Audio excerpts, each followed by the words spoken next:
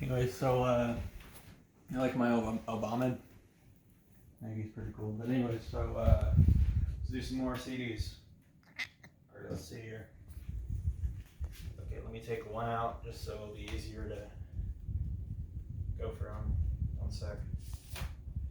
Okay. Let's see. Okay.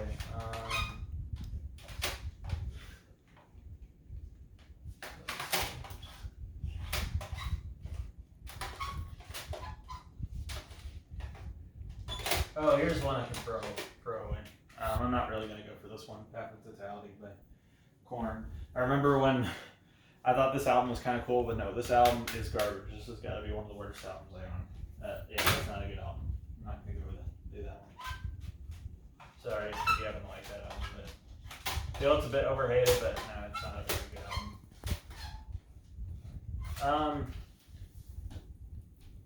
I might keep this one. I'm not like an incredibly big Ozzy Osbourne fan. I think he's a bit overrated, but I do like Black Sabbath a lot though. So this album isn't bad. I kind of feel like there's other Black Sabbath members that deserve a little bit more praise than Ozzy gets. But he's a good vocalist though. He just doesn't really write any. He just doesn't write any songs. He doesn't play any instruments or anything. So it's alright. Alright. Crazy Train is on this. That's a good song. You did a live album that was pretty good too, so it's pretty crazy live. That's what I heard.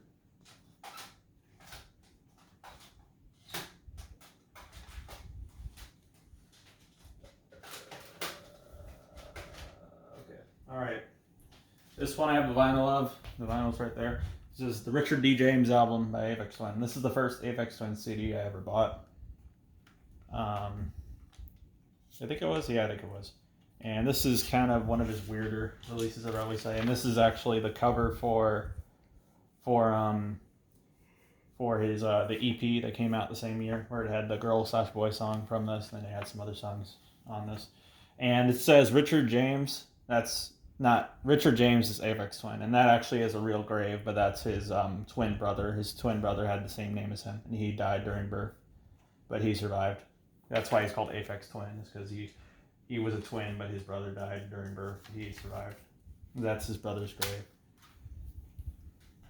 And this is one of my favorite electronic albums ever. One of my favorite albums too. A classic in the electronic music genre for me. All right. This one's Bad Witch by Nine Inch Nails. I own the vinyl of this one too. This is the CD.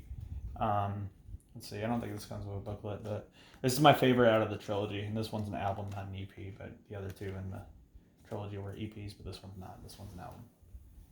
It's kind of sounds a bit like Black Star by David Bowie. A little bit. I feel like it was probably inspired by that. There's some jazz elements in it too.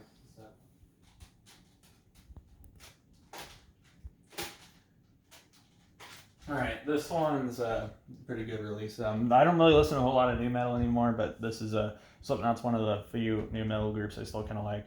I'd say this is probably my fourth favorite release by them. This one's Iowa. This is their heaviest album, easily. So I think I heard when they, a lot of Die Hard fans really prefer this album just because it's their heaviest release, but it's my fourth favorite personally, but it's still a pretty decent, good album though. I think I heard when they were in the making of this, their label told them to go in a bit of more of a poppy direction, and then they wanted to basically completely throw that away and just go as heavy as they possibly could and just completely go against what their label told them to do, because I guess they just didn't want to be what's the word, I don't know what the word is, like a industry plant, I guess. There's actually the last song on this title track, Iowa, is probably one of their most experimental releases.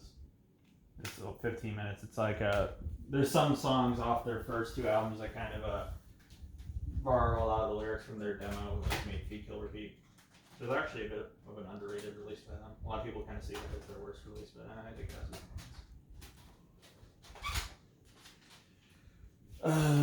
this is the worst Kanye West album, in my opinion. It's no, Jesus is King is the worst Kanye West album. That's his only bad album, but this is my second least favorite. This is Watch the Throne with Jay-Z, and the only reason I got this is I stopped by roses, and they had this, so I just wanted to get some, and so I just got this, and it's also the clean version.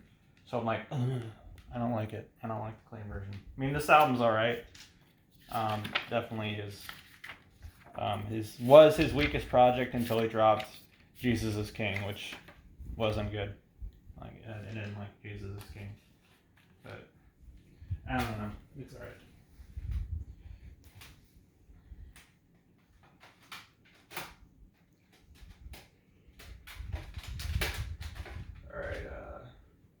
This one is, I also own the vinyl of this one as well. So this one's The Velvet Underground and Nico. The Velvet Underground, one of the most influential rock albums of all time.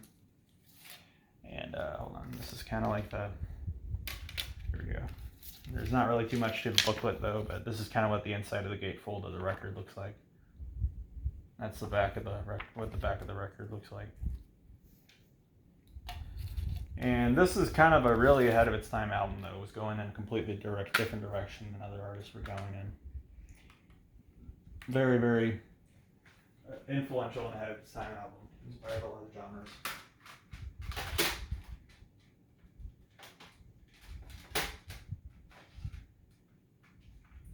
Alright, this is my favorite Red Hot Chili Peppers album. This is Blood Sugar Sex Magik, and this was originally belonged to my dad, but I'm not like... I mean, I like Red Hot Chili Peppers, but they're not a group I listen to a whole lot.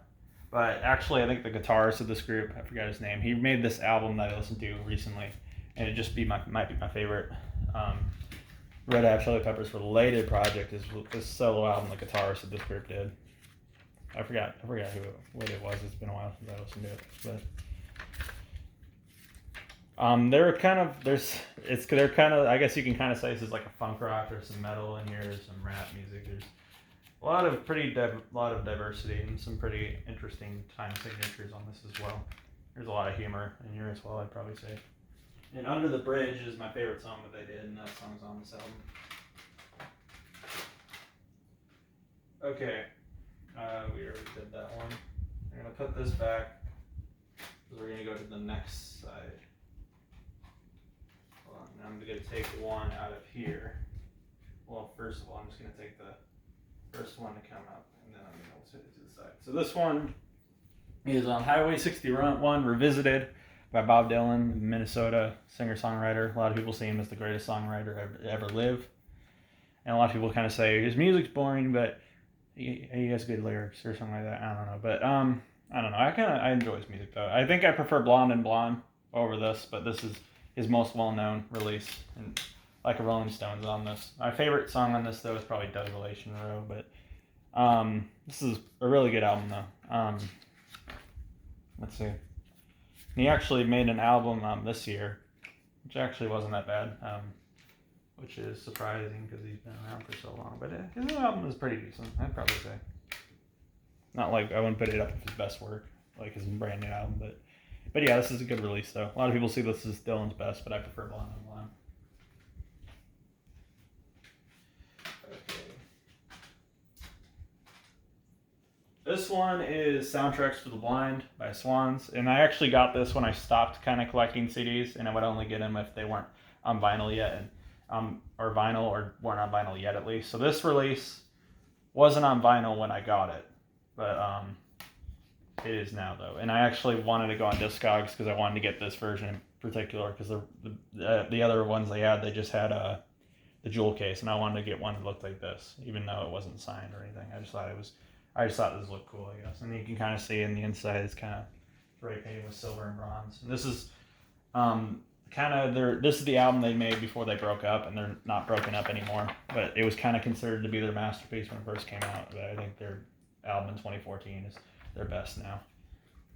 This is my second favorite release by them, though. It's one of the more experimental, I'd say. I mean, all their releases are kind of experimental. This is one of their creepier sounding ones, darker, and it's over 2 hours long. I think it's almost 2.5 hours long, but it's really good.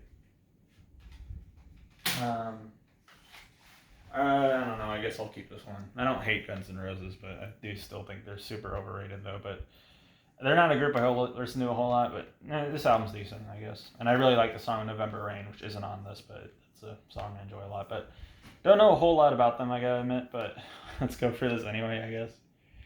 I don't know. There's some songs off this I like. They're just not a group I listen to a whole lot. I mean, I don't know. I feel like they're more memorable groups of the 80s and then, but that's just me. But take it out. Back. Hang in there. All right, I got you.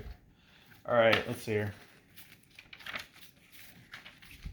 And I think this was originally going to be the cover, but their label said it was too offensive, so they told him not to do it. But he really, really wanted it to be the cover, and eventually they decided to just put it inside the booklet, and he said, fine, we'll do that, I guess.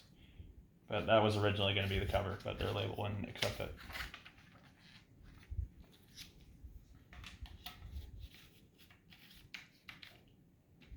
All right.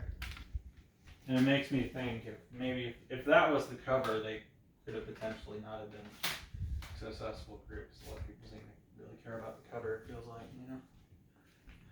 All right. This one's Dark Side of the Moon by Pink Floyd. This is their most well-known cover, and a lot of people have t-shirts with this album cover on it. And this is, I would say, a bit more their more overrated releases in my eyes, but it's still a good album. But it's probably my third favorite release by them. I think I prefer Animals and Wish You Were Here over this, but this is a good release too. But it's one I really, really enjoyed the cover though. The album cover is really cool. And I think Time might be my favorite song off of this. Let's see here. And like the other albums in the trilogy, this is a concept album. It's also a bit more of a space rock kind of theme, I guess you can kind of say. That's kind of the CD. All right, but that's about it for today, guys. And I hope you enjoyed. We're gonna do some more.